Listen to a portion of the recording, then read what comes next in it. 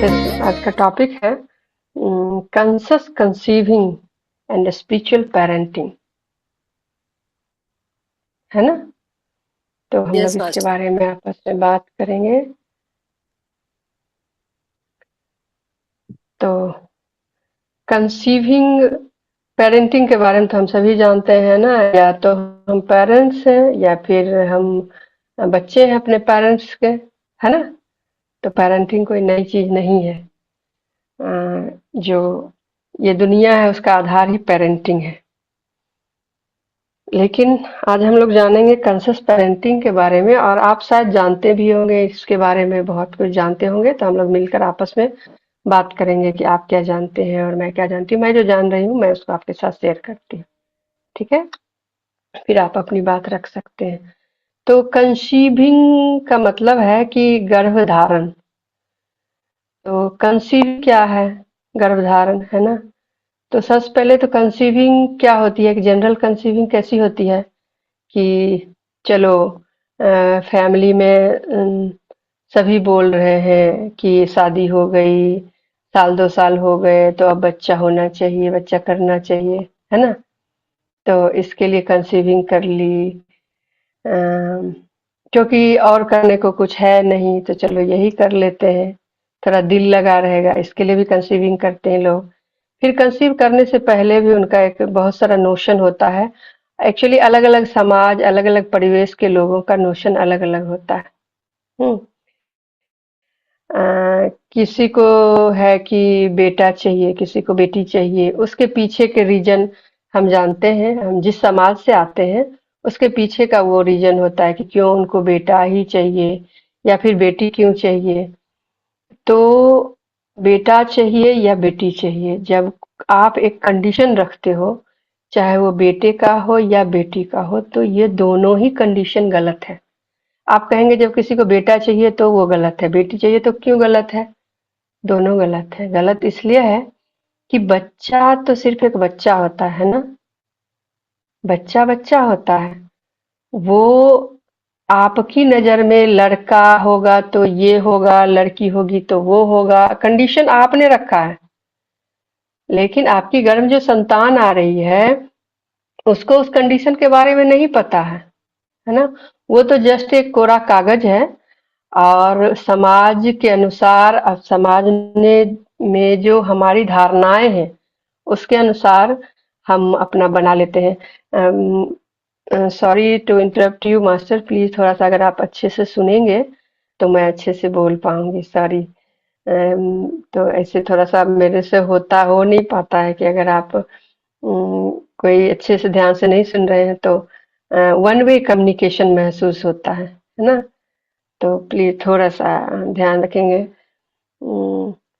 तो उसके पीछे क्या-क्या कंडीशन है, हमारी क्या सोच है कि क्यों बच्चा करना है, उसका क्या पर्पस है, तो वो सारी चीजें आ जाती है उसमें। एक जनरल कंसीविंग इसी तरह से होती है ना। कि फिर ये बच्चा होने वाला है, पहले ही सोच रहे हैं कि लड़का होगा तो ये बनाएंगे, लड़की होगी तो ये बनाएंगे, बहुत सारी चीजें। हम अपने मुताबिक, हमारी जो सोच होती है, हमारे जो बिलीफ सिस्टम होते हैं, जो हमारे समाज ने हमें दिया है, परिवार ने हमें दिया है, या फिर जो हमने अपने पूर्व जन्म से हम लेकर आए हैं, वो सारी चीजें हम अपने बच्चों पर, जो होने वाला बच्चा है उस पर थोपते हैं, जाने अनजाने, है ना। तो ये एक जनरल कंसीविंग की बात हो गई। फिर आती है कंसस कंसीविंग। तो कंसस कंसीविंग मतलब जागरूक कंसीविंग, है ना।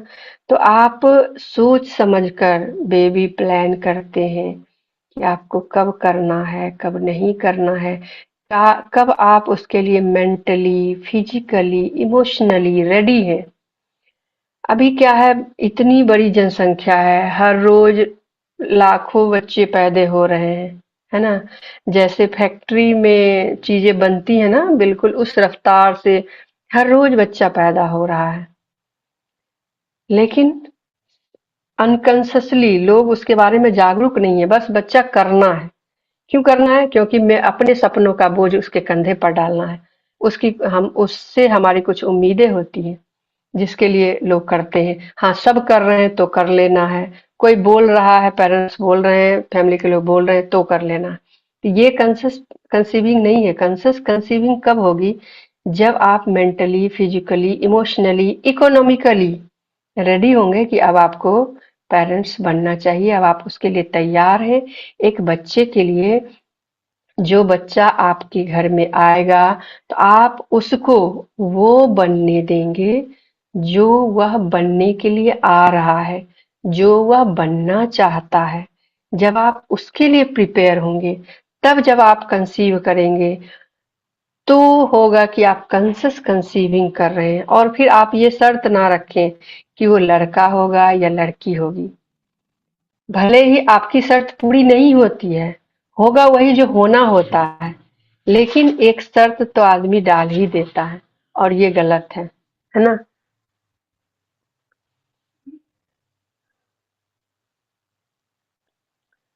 तो मास्टर्स, अम, तो इस तरह से ये हो गई कंसीविंग एंड कंसस कंसीविंग। आगे आती है पेरेंटिंग। ठीक है? तो पेरेंटिंग क्या है? एक जनरल पेरेंटिंग क्या है? जिस तरह से बिल्कुल एक कंसीविंग और कंसस कंसीविंग होता है, उसी तरह से पेरेंटिंग और स्पिरिचुअल पेरेंटिंग। ठीक है? तो पेरेंटिंग क्या है कि हमारी जो सोच समझ होती है उसके अनुसार हम या जो समाज की सोच होती है उस तरह से बिल्कुल हम बच्चे हमारे पैदा होते हैं, और पैदा होते ही बच्चे के ऊपर वो सारी चीजें हम चाहे अनचाहे, जाने अनजाने सारी चीजें हम उसके ऊपर थोपने लगते हैं, है ना? तो जैसे ही बच्चा जो होता है वो अ, आप कह सकते हैं कि ये बुक जो है थाउजेंड सीड्स ऑफ जॉय, जो कि आनंदा करनेस की बुक है, तो उसमें माता सरस्वती मैसेज देती हैं आनंदा करनेस को, और वो कहती हैं एक बच्चा जो होता है उसके हायर चक्राज ओपन होते हैं हमेशा। ठीक है? तो फिर वो जन्म क्यों लेता है? वो जन्म इसलिए लेता है क्योंकि उसके लोअर चक्राज में कार्मिक अकाउंट होते हैं, जो लेसन उसने पहले जन्म में, पिछले जन्मों में नहीं सीखा है। तो उसको क्लियर करने के लिए, उसको सीखने के लिए वो आया है, लेकिन उसके हायर चक्राज ओपन होते हैं। इसीलिए जब आप किसी बच्चे की के संपर्क में आते हैं, तो आपको बहुत इच्छा होती है कि आप उसको गोद में उठाएं, उसको प्यार करें, है ना? चाहे बच्चा कैसा भी हो, उसकी शक्ल सूरत कैसी भी हो, हर बच्चे के आंख में एक चमक, एक मासूमियत, एक दिव्यता होती है ना? और हमारी इच्छा होती है कि हम उसको बस गोद में ले लें और उसको चूम लें। ऐसा इसलिए होता है क्योंकि उसके हायर चक्रास ओपन होते हैं। लेकिन बच्चा जब पैदा होता है तो धीरे धीरे क्या होता है कि उसका मन डेवलप होने लगता है ना? और मन कैसे डेवलप होता है? आसपास जो चीजें वो देखता है, जो चीजें समाज और परिवार उसको परोस रहे हैं, वह वो धीरे-धीरे लेने लगता है। इससे क्या होता है, धीरे-धीरे उसका मन डेवलप होता है और वह अपने आप से दूर होता जाता है। बच्चा जब छोटा होता है तो वो अभी-अभी भगवान के घर से आया है। वो अभी-अभी ब्रह्म से बाहर आया है, ब्रह्म से डिस्कनेक्ट हुआ है। तो उसके जो सूक्ष्म शरीर है वो काफ़ी डेवलप्ड रहता है, काफ़ी एक्टिवेटेड रहता है, और वो अपने सूक्ष्म शरीर के बहुत नज़दीक होता है और ब्रह्म के बहुत नज़दीक होता है। इसीलिए ये जो कहा जाता है कि ब्रह्मरंध्र है, जब छोटा बच्चा पैदा होता है तो उसका ये वाला जो भाग है वो खुला होता है ना, आपने नोटिस किया होगा। वो ओपन होता है, फक फक करता है, बहुत पतली सी झिल्ली होती है उसके ऊपर। तो वह जुड़ा रहता है, ब्रह्मांड से जुड़ा रहता है, क्योंकि उसके हायर चक्रास ओपन रहते हैं। लेकिन जैसे-जैसे वो बच्चा बड़ा होता है, धीरे-धीरे उसका मन डेवलप होने लगता है। तो बच्चा जब बड़ा होता है तो सभी बच्चे तो एक जैसे उसका मन डेवलप नहीं होता है ना। आप देखेंगे कि कुछ बच्चे जो है ना थोड़े बड़े भी हो जाएंगे तो भी मासूम से रहेंगे, और कुछ बच्चे जो है वो कम उम्र में ही काफी उनमें परिपक्वता आ जाती है, काफी उनमें छल कपट आ जाता है, बड़ों का छल कपट जो बड़े करते हैं वो उनमें आ जाता है। ऐसा क्यों होता है कि कुछ बच्चे कम उम्र में ही छल कपट सीख लेते हैं और कुछ बच्चे बड़े होने तक भी मासूम रहते हैं? क्योंकि एक तो उनका पास्ट लाइफ का जो है अकाउंट, कर्मा, वो उनके साथ आ रहा है। ठीक है? और दूसरा जो अभी का जो परिवेश उनको मिला है, जो पेरेंट्स उनको मिले हैं, जिस तरह का उसको माहौल मिला है, जो बातें उसको सिखाई जाती हैं, बतलाई जाती हैं, तो वो अपने समाज से उसको वो लेता है। और बच्चा जो है उसको नहीं पता है कि वो लड़का है या लड़की है, लड़का होने का क्या मतलब है, लड़की होने का क्या मतलब है, काला होने का क्या मतलब है, गोरा होने का क्या मतलब है, कोई अमीर है, कोई गरीब है, उसको ये डिफरेंसेस नहीं पता है। ये सारी चीजें हम उसके दिमाग में पुट करते हैं, है ना? तो कंसस पेरेंटिंग ये एक जनरल पेरेंटिंग की बात हुई। कंसस पेरेंटिंग की बात मतलब है कि हम बहुत जागरूक रहेंगे होंगे कि जब हम पेरेंट्स बन रहे हैं तो हम अपने बच्चों को क्या दे रहे हैं, हम जब उनसे बात कर रहे हैं तो क्या बात कर रहे हैं, जब वो कोई क्वेश्चन पूछ रहा है तो हम उसके क्वेश्चन का आंसर सांसारिकता की नजर से दे रहे हैं या फिर आध्यात्मिकता की नजर से दे रहे हैं। और जब हम ध्यान से खुद जुड़े रहेंगे तो हम एक स्पिरिचुअल पेरेंट बन सकते हैं और स्पिरिचुअल पेरेंटिंग कर सकते हैं। और एक बेहतर जब हम पेरेंट्स बनेंगे तो हमारे बच्चे भी बेहतर बनेंगे। इसकी जरूरत क्यों है, स्पिरिचुअल पेरेंटिंग की जरूरत क्यों है?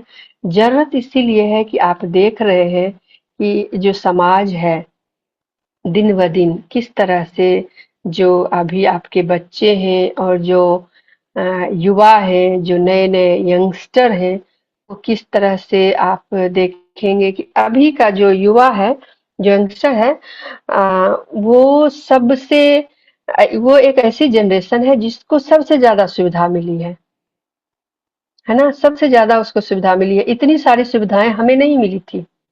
आप अपने बचपन को याद करें, चाहे वो आप कोई भी हो, मुझे लगता है 1% ही लोग होंगे जिनकी बचपन बहुत विलासिता भरी होगी, बहुत कम होंगे। लेकिन आप देखेंगे कि अभी के जो बच्चे हैं, मुझे लगता है कि 90% बच्चे जो हैं वो ऐसो आराम की जिंदगी जी रहे हैं। जो जिंदगी हम अफोर्ड नहीं करते थे वो जिंदगी हम अपने बच्चों को दे रहे हैं, इसलिए कि जो कमी हमें महसूस हुई थी वो उनको महसूस ना हो, है ना? लेकिन इसमें दिक्कत क्या आ जाती है? दिक्कत ये आ जाती है कि आप देखें कि बहुत सारी चीजें जो हमें नहीं मिली थी, तो हमने उसको हासिल करना सीखा, उस कमी को कैसे दूर किया जाए वो सीखा हमने। और उस कमी ने हमें यहाँ तक धकेला कि हम अपनी जिंदगी में हर चीज हासिल कर पाए। हमारे अंदर एक खोज, है ना, एक जुझारूपन पैदा हुआ, जिसकी वजह से हमने बहुत सारी, आप देखेंगे कि ये हमारी जो जनरेशन है, जो मेरे उम्र के जो लोग हैं या जो आपके उम्र के लोग हैं, ये जनरेशन जो है, जो पुराना जनरेशन आ रहा था, जो कि जो बहुत ज्यादा थे कि उनको नियम कानून ये वो बहुत ज्यादा था, है ना, बहुत ज्यादा स्ट्रिक्ट पेरेंट थे वो। और बहुत नियम कानून पे चलते थे कि नहीं यही होना चाहिए। उसके बाद वो जो है वो बहुत कम साधन में उन्होंने जीवन बिताया। तो हम लोग जो है ना, हमारा जो जनरेशन है, ये हमारे पेरेंट्स तो बहुत स्ट्रिक्ट थे और हमने बहुत कम साधन में अपना बचपन बिताया।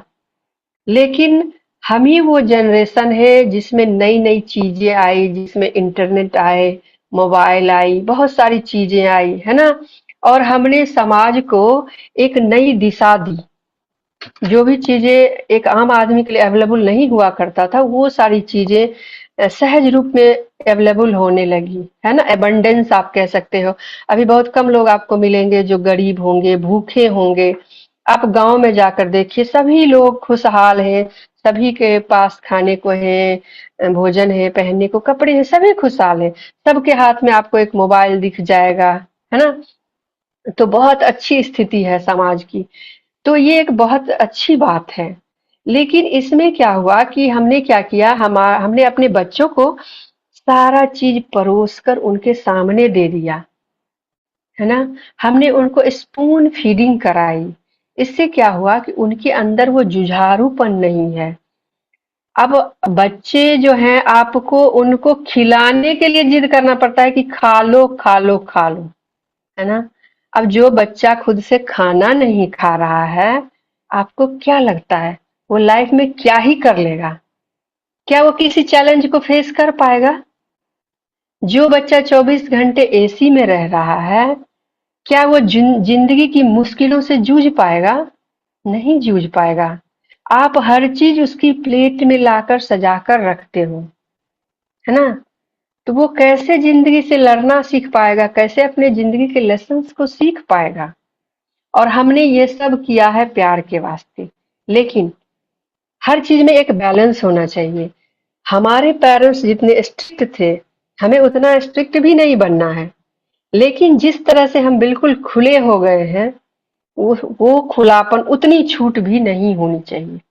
बीच का एक बहुत पतली बारीक सी दीवार होती है जो हमें मेंटेन करना है, डिसिप्लिन का, स्ट्रिक्टनेस का और ओपननेस का। दोनों के बीच एक पतली सी दीवार होती है जो कब, क्यों, कैसे, कहाँ, कितना करना है, ये हर किसी का अपना कॉल है। ये बाहर से कोई नहीं बता सकता, है ना? कि आपको उसको कैसे मेंटेन रखना है। तो ये चीजें हुई है हमारे जनरेशन के साथ। और अभी की जो जनरेशन है वो उसके पास अच्छा खाना है, अच्छे कपड़े हैं, रहने को अच्छा घर है, सारे गैजेट्स, मोबाइल, लैपटॉप, टेलीफोन, हर चीज उसके पास है। वो जो भी कहता है उसकी हर फरमाइशें पूरी होती है। तो आप देखेंगे कि ये जो जनरेशन है, ये आ, थोड़ी सी भी दिक्कत आएगी ना उसको लाइफ में, वो बर्दाश्त नहीं कर पाता है ना? आप लाखों रुपये देकर उसको हॉस्टल भेज देते हो, है ना? वहां उसको थोड़ी सी समस्या होगी तो मेरे टीचर ने मुझे ये बोल दिया, मेरे साथी ने मुझे वो बोल दिया, मुझे नहीं रहना है, मुझे घर वापस आना है ना? बहुत सारे उसके टैन ट्रैन चलते रहते हैं। हम लोग इतने पक्के थे, कोई कुछ बोलता है बाहर में जाओ, अरे मुझे पता है कि मुझे क्या चाहिए, मुझे उससे आगे निकलना है, मुझे उसको जीतना है ना? तो हमें ये चीजें पता थी। तो इसकी स्पिरिचुअल पेरेंटिंग की जरूरत इसलिए है ताकि जब हम स्पिरिचुअल होंगे तो हम समझ पाएंगे कि हमें बच्चों को कब, कहाँ, कैसे, क्या चीजें देनी है, सिखानी है, बतानी है, नहीं बतानी है, हर बात हम सीख पाएंगे। तो एक तरफ क्या हो रहा है कि हमारे पास ये सारी चीजें, सुविधाएं हमने दे दी हैं, और जो शहर है वहाँ बहुत ज्यादा ओपननेस हो गया है। पेरेंट्स बच्चे को पूरी छूट दे चुके हैं। और आप देख रहे हैं कि जिस तरह से अभी के जो युवा हैं, किस तरह से वो नशे का शिकार हो रहे हैं। किस तरह से आप देखेंगे कि एक युवा जो है वह, आप अभी जो है एक गर्लफ्रेंड बॉयफ्रेंड का जो चला हुआ है, उनको लगता है कि हर एक लड़के का उद्देश्य एक लड़की को पाना है, एक लड़की का उद्देश्य एक लड़के को पाना है। क्या ये लाइफ का उद्देश्य हो सकता है? ये हो सकता है लाइफ का उद्देश्य? नहीं हो सकता है। लेकिन अभी के युवा जो कुछ भी करते हैं ना, वो इसी पर्पज से कर रहे हैं। वो अगर जॉब भी करेंगे, वो पैसा कमाएंगे तो वो इसलिए करेंगे कि उनको एक अच्छी लड़की मिल जाए, है ना? एक अच्छी गर्लफ्रेंड मिल जाए, या फिर उनकी जब शादी एक अच्छी शादी हो जाए, और फिर वो खूब अच्छे से ऐश मौज करेंगे, उनको खूब पैसा होगा, तो फिर वो जाएंगे कहीं घूम के आएंगे, मालदीव वगैरह, गोवा, है ना? घूम के आएंगे, खूब मस्ती करेंगे, दोस्तों के साथ दारू पियेंगे, शराब पियेंगे, वीकेंड पे मस्ती करना है, 6 दिन काम करना है, 5 दिन। इस तरह से उनकी लाइफ इतनी लिमिटेड हो चुकी है। तो उनको ये बताने की, एक तरफ तो शहर में ये हो रहा है, और गांव में क्या हो रहा है, या पेरेंट्स या तो ये करते हैं या फिर क्या करते हैं, वो बहुत स्ट्रिक्ट पेरेंट हो जाते हैं। हाँ, सुविधाएं तो वो सब कुछ देते हैं, लेकिन वो चाहते हैं कि उनका बच्चा उनकी सुने, उनके मुताबिक चले, उनकी हर बात माने। वो बच्चे को चाहते हैं डॉक्टर बनाना, इंजीनियर बनाना। वो ये नहीं समझ पा रहे हैं कि उनका बच्चा किस लायक है, उसकी क्या कैपेबिलिटी है, वो क्या कर सकता है। क्या हर बच्चे को डॉक्टर बनाया जा सकता है? क्या इंजीनियर बनाया जा सकता है? क्या यह पॉसिबल है? नहीं पॉसिबल है, क्योंकि मेडिकल और इंजीनियरिंग की पढ़ाई इतनी मुश्किल है, इतनी टफ है कि हर बच्चे की सोच उतनी डेवलप नहीं है कि वो कर सके। और हम पेरेंट्स क्या करते हैं, हम डॉक्टर नहीं बन पाए, हम इंजीनियर नहीं बन पाए, तो हम अपने सपनों का भार उनके कंधों पर डाल देते हैं और उनको जबरन वो करने पर मजबूर करते हैं जो हम नहीं कर पाए। ठीक है? तो इससे क्या होता है कि बच्चों के अंदर बहुत निराशा, डिप्रेशन, है ना? उसकी वजह से वो आत्महत्या तक कर लेते हैं। और फ्रस्ट्रेशन, और उस हालत में अगर वो जॉब पा भी लिए तो फिर जॉब पाने के बाद उनको वो जॉब समझ में नहीं आ रहा है, नहीं पसंद आ रहा है, क्योंकि हर काम काम जो होता है, हर काम अलग होता है, हर आदमी का नेचर अलग है और काम अलग है। तो हर बंदे को वही काम करना चाहिए जो उसको सूट करता है, जो उसको नेचर को सूट करता है। अगर नेचर को काम नहीं सूट कर रहा है तो वो काम करके भी पैसा तो कमा लेगा, लेकिन वो खुशी नहीं पा सकेगा, है ना? तो स्पिरिचुअल पेरेंटिंग के अंतर्गत हम बच्चे को ये बताते हैं कि उसके लिए क्या जरूरी है और वो खुशी कहाँ से ला सकता है। खुशी का मतलब अभी के समय में सिर्फ और सिर्फ पैसा कमाना, बाय हुक और बाय क्रुक, सही गलत करके किसी भी तरह से लगता है हमें कि हमारे पास पैसा है तो हम खुश हैं। हमारे बच्चे के पास भी पैसा हो जाएगा, किसी तरह से उसको जॉब मिल जाएगा तो वो खुश हो जाएगा। लेकिन क्या पैसा खुशी दे पाया आपको, या फिर क्या वो आपके बच्चे को दे पाएगा खुशी? पैसा एक साधन है, वह साध्य नहीं है। खुशी कहाँ से आती है? खुशी हमारे अंदर से आती है। तो जब हम स्पिरिचुअल पेरेंटिंग करेंगे, जब हम खुद ध्यान से जुड़े रहेंगे तो बच्चों को हम बताएंगे कि जिंदगी के लिए क्या चीजें मायने रखती हैं, है ना? खुशी के लिए उनको अपने अंदर से जुड़ने की जरूरत है। हम बचपन से उन्हें ध्यान की आदत लगाएंगे। अभी जो इतना सारा युवा नशे का शिकार हो रहे हैं, या फिर गर्लफ्रेंड बॉयफ्रेंड का चक्कर है, या फिर शादी के बाद भी एक्स्ट्रा मैरिटल अफेयर्स हैं, है ना? आप देखेंगे बड़े शहरों में एक्स्ट्रा मैरिटल अफेयर्स बहुत ज्यादा बढ़ गए हैं। तो क्यों ऐसा हो रहा है? क्योंकि आदमी के पास सब कुछ है, सारी सुविधाएं हैं, पैसे हैं, सब कुछ है, लेकिन अंदर एक खालीपन है। और उस खालीपन को भरने के लिए हर वीकेंड में उनको गोवा जाना है, मालदीव जाना है, दोस्तों के साथ पार्टी करनी है, फिर वही extra marital affair, girlfriend boyfriend, नशा, जो भी है, हर तरह की चीजें चल रही हैं अंदर के खालीपन को भरने के लिए। कोई उन्हें बताए कि उनके अंदर का खालीपन हम पेरेंट्स उनको बता सकते हैं, जब हम जानते हैं कि इसके लिए उन्हें खुद से जुड़ना होगा। हमारे अंदर ही आनंद का वो खजाना है। और जब हम अपने आनंद अंदर से जुड़ेंगे, जब बच्चे बचपन से, आप जब ध्यान से जुड़े हुए हैं और बच्चे को बचपन में ही आपने ध्यान की नींव डाल दी, तो वह बच्चा जिंदगी में कभी भी गलत नहीं करेगा, क्योंकि आप सही पेरेंटिंग कर रहे हैं। तो बच्चा भी सही राह पर ही जाएगा। उसे पता है कि सही क्या है और गलत क्या है। वो सही और गलत डिसीजन खुद कर सकता है ना? और क्या करते हैं जो पेरेंट्स ध्यान में नहीं है, वो अपने बच्चों को बहुत ज्यादा इंटरफेयर करते हैं उनकी लाइफ में, है ना? वो क्या कर रहे हैं, नहीं कर रहे, बच्चा बाहर भी है पल पल फोन पर लगे हुए, कहाँ हो, क्या कर रहे हो, किससे मिल रहे हो, है ना? या फिर उसकी शादी हो गई तो भी उसकी लाइफ में क्या चल रहा है, उसकी बीबी को कैसा होना चाहिए, उसको कैसे कपड़े पहनने चाहिए, उसको क्या खाना बनाना चाहिए, हर एक अपडेट ले रहे हैं और उसको कमांड कर रहे हैं, अपने बच्चे की लाइफ को कंट्रोल कर रहे हैं, और वो चाहते हैं कि उनके बच्चे उनके मुताबिक चले। तो जब आप किसी को कंट्रोल करते हो ना, तो आप खुद भी वहां फंसे हुए हो, है ना? क्योंकि जब आप कंट्रोल करने की कोशिश करते हैं और अगला आपके मुताबिक नहीं चलता है, तो आपको दुख होता है। आप उसकी जिंदगी तो जहन्नुम बना ही रहे हैं, आप खुद की जिंदगी भी जहन्नुम बना रहे हैं, क्योंकि आपकी एनर्जी वहां फंसी हुई है। लेकिन हम लोग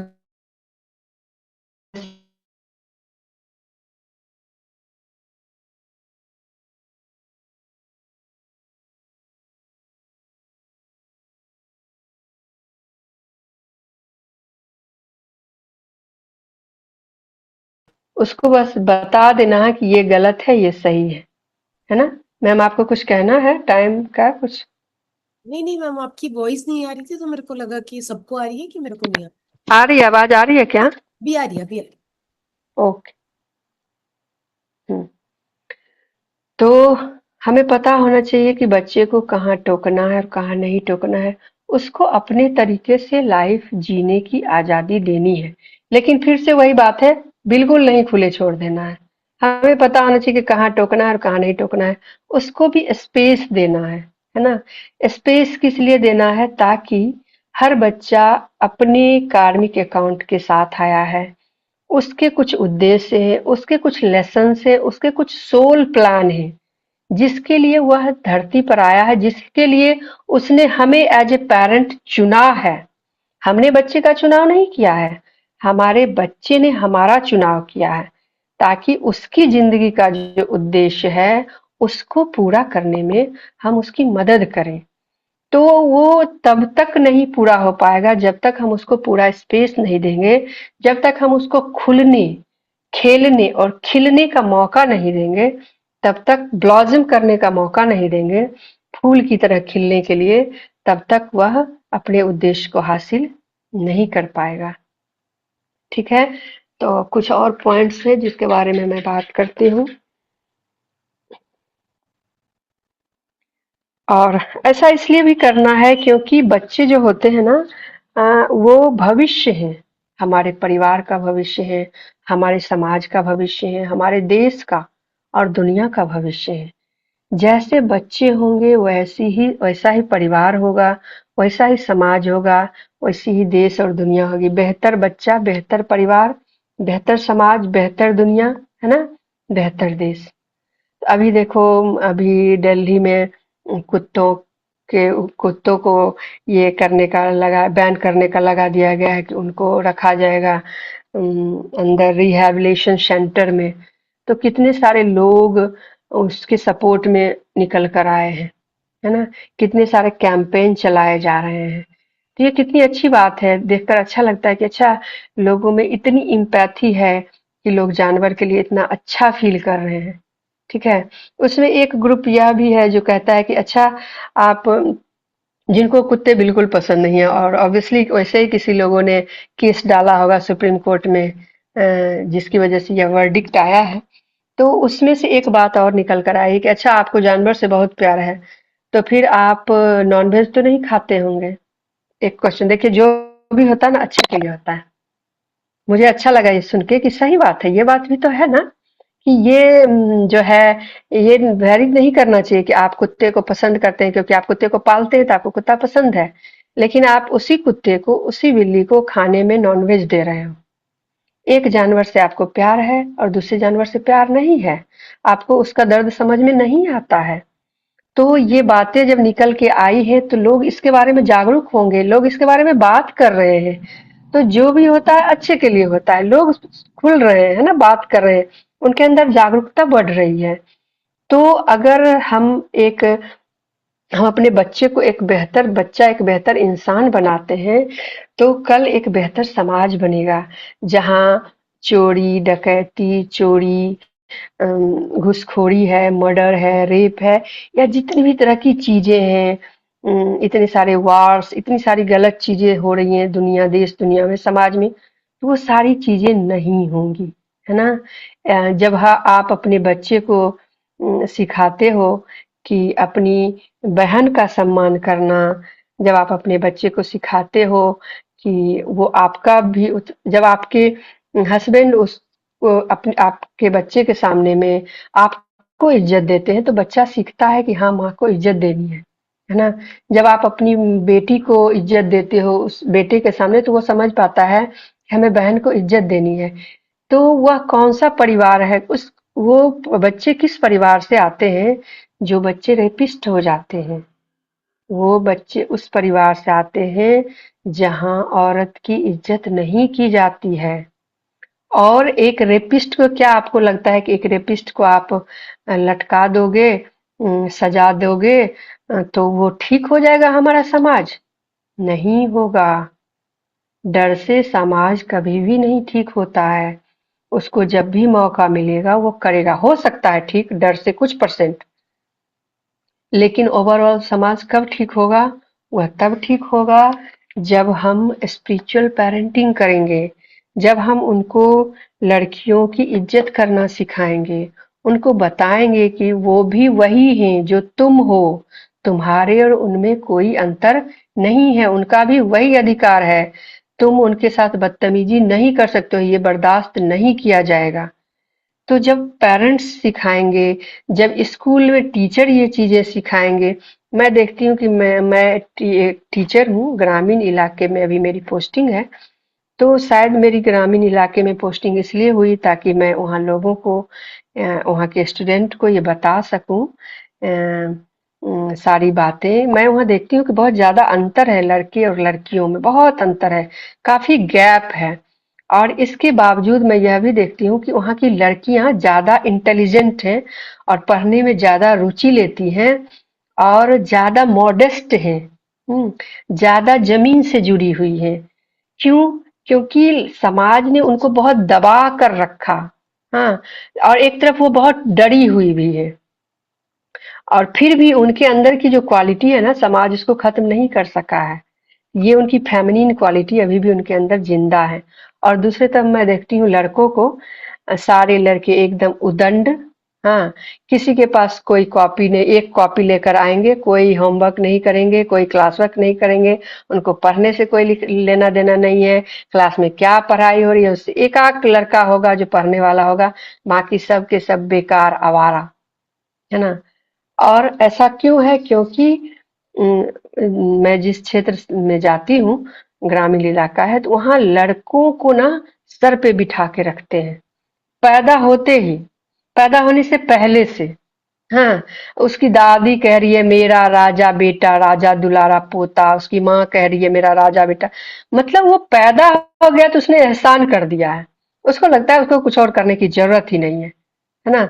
और लड़के जो हैं वो कुछ भी नहीं करेंगे, वो सारा दिन आवारागर्दी करेंगे, एक साइकिल लेकर, बाइक लेकर इधर से उधर घूमते रहेंगे, एक मोबाइल ले लेंगे, उस पे अपना रील्स वगैरह देख रहे हैं, कभी मर्जी हुआ स्कूल आ गए, कभी नहीं आए, और घर जाएंगे तो उनको बना बनाया खाना, उनकी बहन, वो लड़की जो स्कूल आ रही है ना, वो घर से काम करके आई है, खाना बना कर आई है, फिर जब वो घर जाएगी तो फिर से वो खाना बनाएगी, और ये जो लड़के हैं उनको परस के देगी, उनका कोई भाई होगा, है ना। तो मैं देख रही हूँ कि लड़कियां जो है वो फिर भी आगे बढ़ रही हैं, लड़के जो है चूंकि उनको सब चीज मिल रहा है, सारी सुविधाएं मिल रही हैं, और इसी तरह के परिवार में लड़कियों को जब समान जगह नहीं दी जाती है और लड़कों के ऊपर उनको तरजीह नहीं दी जाती, उनको नीचा दिखाया जाता है हर बात में, तो वही लड़के लड़कियों का सम्मान नहीं करते हैं। और वही लड़की, और ये जितना ज्यादा गंदे लेवल पे होगा, वही समाज में जाकर गंदगी फैलाता है। उनको लगता है कि अगर वो किसी लड़की को देख लेंगे कि वो अच्छे कपड़े पहनी है, या फिर आपको याद होगा जब शुरू शुरू में साइकिल आया था, हम लोग साइकिल चलाना सीखे थे, तो मैं जब साइकिल चलाती थी ना, तो पीछे से बहुत सारे लड़के कुछ से कुछ बोला करते थे। हाँ, तो मैंने तो बहुत लड़के को पीटा भी है, क्योंकि वो कमेंट करते थे, तो मैं तो पकड़ के एकदम ढूम-ढुमा देती थी उनको, बहुत पीटती थी। क्योंकि उनको लगता था कि अरे ये इसकी हिम्मत कैसे हुई कि साइकिल चलाएगी? मैं कहती हूँ क्यों नहीं होगी मेरी हिम्मत? तुम हो कौन मुझे रोकने और टोकने वाले? ये मेरी लाइफ है, मेरे पेरेंट्स ने मुझे हक दिया है, तो तुम कौन हो यह डिसाइड करने वाला कि मुझे क्या करना है? तो वो किस फैमिली के, वो अपनी फैमिली में लड़कियों को दबाया जाता है, तो जो दूसरी लड़कियां हैं वो उसको भी दबा कर रखेंगे, है ना? तो ये इस तरह से चक्र चलता है। तो जब हम स्पिरिचुअल पेरेंटिंग करेंगे, तो एक बेहतर समाज का हम निर्माण करेंगे, जहाँ बहुत सारी चीजें करने की जरूरत ही नहीं पड़ेगी। इतने सारे आपको थाना है, पुलिस है, आर्मी है, इतनी सारे पैसे, इतने सारे मैन पावर, इतनी सारी व्यवस्थाएं जो इस पे खर्च की जाती है, पुलिस व्यवस्था पे खर्च की जाती है, तो अगर बेहतर समाज हो जाएगा, तो क्या उसकी जरूरत पड़ेगी? नहीं पड़ेगी। तो फिर वही पैसा, वही इकोनॉमी, वही एनर्जी, वही सरकार कुछ और बेहतर कर पाएगी, है ना। जब दो देशों के बीच कोई बॉर्डर नहीं होगा, युद्ध नहीं होगा, तो कितना सुकून होगा, और हर देश अपने अपने उत्थान के लिए, डेवलपमेंट के लिए काम करेगी, है ना। कितना टाइम है मेरे पास, थोड़ा सा बताइएगा। मैम ले सकते हो अभी। ओके। तो क्या-क्या चीजें हैं जो हम बच्चों से सीख सकते हैं? हमें लगता है कि हम पेरेंट्स हैं, हम बच्चे को सिखाने के लिए हैं। लेकिन लेकिन हम बच्चे को बहुत कम सिखा सकते हैं। बच्चा हमें बहुत कुछ सिखाता है, और वो क्या-क्या चीजें हैं जो एक बच्चा हमें सिखाता है, वो देखेंगे।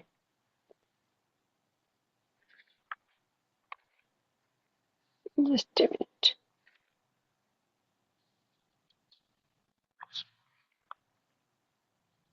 हम्म, तो एक बच्चा जो होता है ना, वो बिल्कुल सरल और सहज होता है ना? उसके अंदर कोई छल कपट नहीं होती है, कोई जजमेंट नहीं होता है। आप देखेंगे बच्चा आएगा, आपको पहचानता है, नहीं पहचानता है, आपको देखकर मुस्कुरा देगा, आपसे बात करना चाहेगा, क्योंकि उसके दिल में नहीं है कि आप सुंदर हैं, खराब हैं, अमीर हैं, गरीब हैं, आप कहाँ से आते हैं, लड़का है, लड़की है, कोई जजमेंट नहीं है ना? तो हम बच्चे से ये क्वालिटी सीख सकते हैं। और मास्टर्स, जब हम मेडिटेशन करते हैं ना, तो एक्चुअली मेडिटेशन जो है ना, वो रिवर्स करने की यात्रा है। हम फिर से बच्चे बन रहे हैं, फिर से हम प्योर बन रहे हैं, और जो आवरण समाज ने हमारे ऊपर चढ़ा दिया था, हम उस एक एक करके उस छल कपट के आवरण को एक एक करके गिराते हैं, है ना? और जैसे जैसे हम बच्चे बनने लगते हैं ना, उतने सहज बनने लगते हैं, सरल बनने लगते हैं। इसीलिए हम बाद में क्या होता है कि हमें खुश होने के लिए वजह चाहिए होती है, हँसने के लिए वजह चाहिए होती है।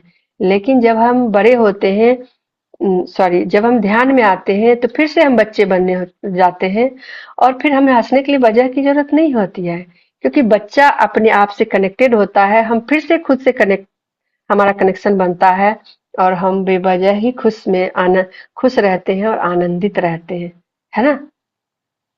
अभी मैं सेथ वर्कशॉप की एडमिन टीम में हूँ, तो मैं बहुत सारी कॉलिंग कर रही हूँ। तो मैं देखती हूँ कि जैसे जो लोग ध्यान में 2-3 साल से हैं, उनकी बातचीत में कितना फर्क होता है, और जो लोग नए हैं, उनकी बातचीत में कितना अंतर होता है। उनकी भाषा से ही आपको पता चल जाएगा कि जो लोग 2-3 साल से ध्यान में हैं, उनकी आवाज में ये मधुरता, रस, ये आनंद, है ना? और जो नए-नए आए हैं, उनके अंदर अभी बहुत सारा फ्रस्ट्रेशन, बहुत सारे क्वेश्चन, बहुत सारे डाउट्स, है ना? तो भरे रहते हैं। तो हम बच्चों से ये सरलता, सहजता सीख सकते हैं। और बच्चे क्या होते हैं कि बच्चे नॉन जजमेंट सीख सकते हैं। बच्चे कोई प्रोग्राम नहीं बनाते, उनके अंदर कोई प्रोग्रामिंग नहीं होती है कि क्या करना है, अभी क्या करना है, 10 साल बाद क्या करना है, 20 साल बाद क्या करना है। हम क्या करते हैं, बहुत सारी प्रोग्रामिंग कर लेते हैं, और फिर उसकी चिंता में ही डूबे रहते हैं। इसका मतलब ये नहीं है कि हमें फ्यूचर के बारे में नहीं सोचना है, लेकिन फ्यूचर के बारे में चिंता नहीं करनी है ना? और हम जो चाहते हैं वो हम करेंगे, उसके लिए काम करेंगे, लेकिन चिंता नहीं करते हैं। बच्चे चिंता करते हैं क्या फ्यूचर के बारे में? वो आज और अभी प्रेजेंट मोमेंट में जीते हैं। ध्यान हमें क्या सिखाता है? प्रेजेंट मोमेंट में जीना, है ना? तो हम बच्चे से ये सीख सकते हैं। और क्या होता है कि बच्चे ना, जस्ट अ मिनट, बच्चे अपनी अभी आपने बच्चे को डांट लगा दी, बच्चा थोड़ा सा रो लेंगे, थोड़ा सा रूठेंगे, फिर आप ही के पास आ जाएंगे, आप ही के पास चिपकने के लिए, है ना? वो भूल जाते हैं अपनी चिंता, अपनी बड़ी को भूल जाते हैं, वो दिल में कुछ भी रखते नहीं है। तो हमें उनके इतना बिल्कुल वैसे ही फिर से सरल और सहज बनना है कि हमें किसी भी बात को दिल से लगाकर नहीं रखना है। और बच्चे क्या करते हैं, बच्चे बहुत आसानी से चाहे वो जीत हो, हार हो, उसको बहुत रेडिली एक्सेप्ट करते हैं, अपने लॉस को भी, हार को भी। और तो हमें भी अब जब हम बड़े होते हैं तो क्या होता है, हार को बहुत दिल पे ले लेते हैं, है ना? जैसे जैसे बड़े होते हैं ना, किसी चीज में अगर हम असफल होते हैं, तो लोग तो इतना ज्यादा होते हैं कि डिप्रेशन में चले जाते हैं, सुसाइड कर लेते हैं लोग, या फिर दिन रात उसी के बारे में चिंता कर करके परेशान हो जाते हैं। तो जैसे जैसे हम ध्यान में आते हैं, तो ये चीजें हम सीखने लगते हैं, और बिल्कुल फिर से वही बात है कि हम फिर से बच्चे बनने लगते हैं। और बच्चों में क्या होती है, लगनशीलता होती है ना? आप देखिए किसी बच्चे को खेल रहा हो, हाँ, या ड्राइंग कर रहा हो, कितनी लगनशीलता, उसको पसीना ऐसे टप टप चू रहा है, उसको कोई फर्क नहीं पड़ता है, बस वो किए जा रहा है, किए जा रहा है। जब वो खेल रहा है, वो एकदम पसीना से लथपथ है, उसको कोई फ़र्क नहीं पड़ता है ना? वो बिल्कुल साक्षी भाव में प्रेज़ेंट मोमेंट में ज़रा पूरी तरह से डूब गया है अपने काम में।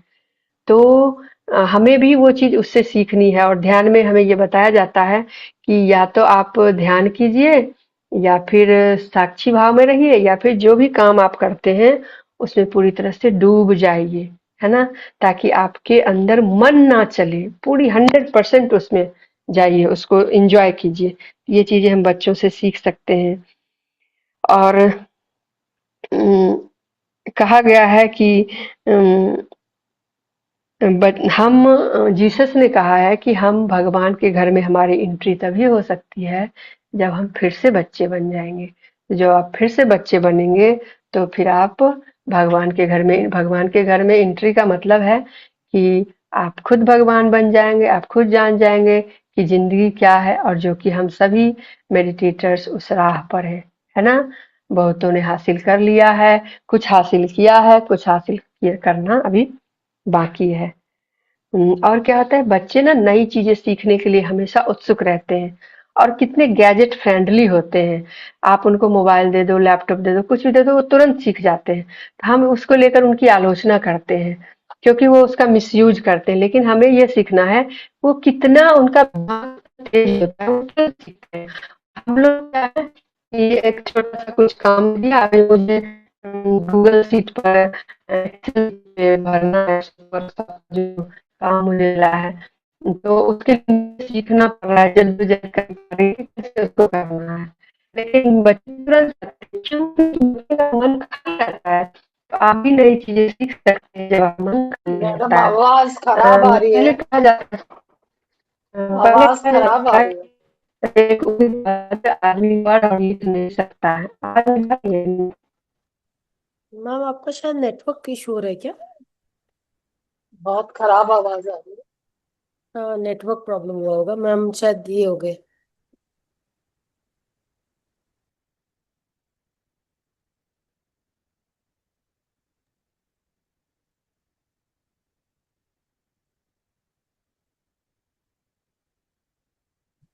मैडम लीव करके मैम देखता हूँ। हाँ मैम, मेरे को लगता है उनका नेटवर्क वो थोड़ा खराब आ रहा था ना, तो इस लग गया, ग्लिच हो गया था। कट हो गया लगता है। तो मास्टर जो भी मैम ने बताया वो आपने, खैर वो क्वेश्चन को वही बता पाएंगी। और आप अपने ध्यान अनुभव आगे में। यस अपर्णा जी। हम्म।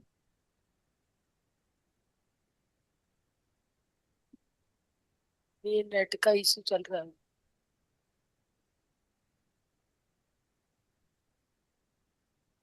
ये छूट गया। फिर से गए। तो मास्टर जब तक कोई अपना अनुभव शेयर करना चाहे तो कर सकते हैं, हम जुड़ती है जब तक। मैम आप मैं ही पूछ रही थी, 2-3 दिन से पूरा पैर के नीचे वाला पोर्शन में पूरा मतलब इतना बर्निंग सेंसेशन होता है, मेरे को समझ में नहीं आ रहा है क्या हो रहा है। ये केवल ध्यान के समय ही हो रहा है या? हाँ, नहीं मैम, ध्यान में जब मतलब ऐसे हो रहा होता है तो इतना नहीं समझ में आ रहा, बट जब ध्यान में बैठते तो पूरा वो पैर का लोअर पोर्शन में पूरा ऐसे जलन होता है एकदम बुरी तरह से। तलवे का जो दिक्कत होता है मैम, तलवे का जो रिलेटेड होता है हमारा, जैसे आप अपने आप को रोल देखिए कहीं कहाँ पे कुछ रुकावट है आपकी। कोई। सॉरी, मेरा इंटरनेट इंटरनेट डाउन हो गया था। एक्चुअली इधर मौसम ठीक नहीं है, तो राइट। लाइट लाइट आ जा रही है, और इन्वर्टर भी खत्म हो गया, तो इसलिए वाईफाई का कनेक्शन डिस्कनेक्ट हो रहा है। तो ठीक है मास्टर्स, मैं शॉर्ट में इसको करती हूँ, अगर बीच में गायब हो जाता है तो प्लीज आप इसको कंक्लूड कर लीजिएगा, ठीक है? मैं ओके। देखती हूँ कहाँ तक जा पाता है।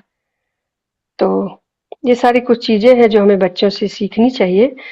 और है कि बच्चों को कुछ बच्चे ना बहुत उधम मचाते हैं, इनडिसिप्लिन्ड होते हैं। तो आपके अंदर ये क्वेश्चन आ सकता है कि मैं अगर स्पिरिचुअल पेरेंटिंग करूं तो वो जो बच्चे बदमाशी करते हैं उसका क्या? तो कुछ चीजें बताई गई हैं कि कैसे हम उनको डिसिप्लिन कर सकते हैं। हम्म। तो बच्चे जो होते हैं ना, उनमें बहुत एनर्जी होती है, बहुत एनर्जी होती है। और हम पेरेंट्स क्या चाहते हैं कि बच्चा स्कूल से आया, फिर वो हाथ मुंह धोकर फिर से पढ़ने बैठ जाए।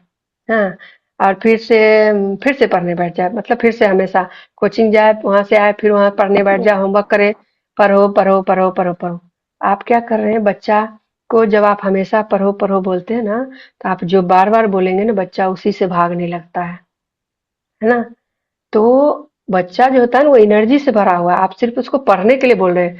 बच्चा सिर्फ पढ़ने के लिए पैदा नहीं हुआ है, ठीक है। हम चाहते हैं अपने बच्चों को हमेशा पढ़ते ही रहे। Is that possible?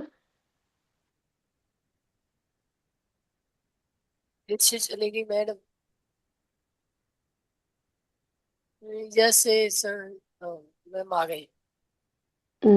ये बार-बार कनेक्शन ये हो रहा है, ठीक है। तो हमें यह ध्यान रखना है कि उसकी एनर्जी को हम कैसे चैनलाइज करें। उसको आप बाहर खेलने के लिए ले जाइए, आउटडोर गेम्स खेलने के लिए ले जाइए, लाइब्रेरी ले जाइए, उनको बुक्स दीजिए, अलग-अलग बुक्स दीजिए, स्टोरी बुक दे सकते हैं, स्पिरिचुअल बुक दे सकते हैं जिसमें कार्टून टाइप का हो, कुछ सीखने की बातें, तो वो आप उनको गिफ्ट कर सकते हैं। अब बच्चे जब फिजिकल गेम खेलते हैं ना, तो उनके उनकी एनर्जी जो है ना, वो चैनलाइज होती है।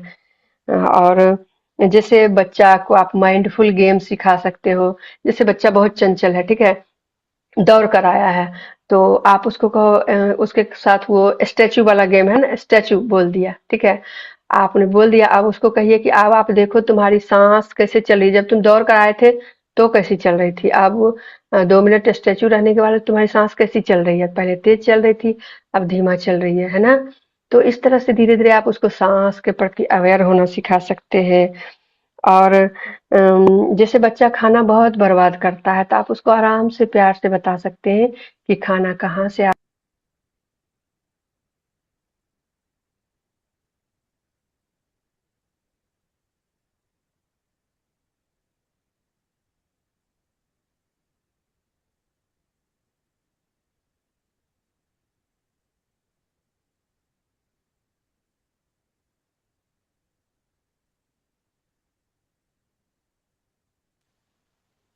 बस मैं इसको खत्म करती हूँ अब। और बच्चा अगर तेजी से बात करता है, जल्दी जल्दी, जैसे अभी मैं कर रही हूँ, तो इसका मतलब है कि आप बच्चे की नहीं सुनते हैं।